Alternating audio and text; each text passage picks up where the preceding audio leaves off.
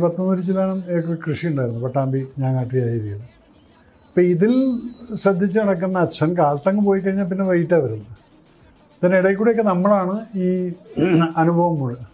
അപ്പോൾ എൻ്റെ കളിക്കൂട്ടുകാരെന്ന് പറയുന്നത് വീട്ടിൽ കന്നനെ നോക്കുന്ന കുട്ടപ്പയും കൃഷ്ണനൊക്കെയായിരുന്നു. ആ ലെവലാണ്.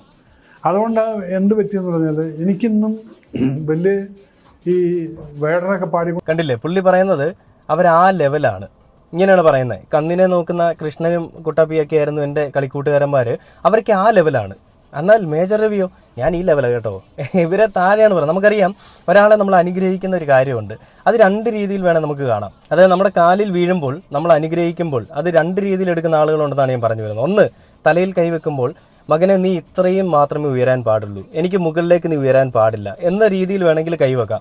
ഇനി അതല്ലെങ്കിൽ നല്ല മനസ്സോടുകൂടി നന്നായി വാ എന്ന് പറഞ്ഞിട്ട് വേണമെങ്കിൽ കൈവെക്കാം. ഈ മേജർ രവിയെ പോലെയുള്ള ആളുകളൊക്കെ പറയുമ്പോൾ ഇവരുടെ കൈ ഇവിടെയാണ് നിൽക്കുന്നത്.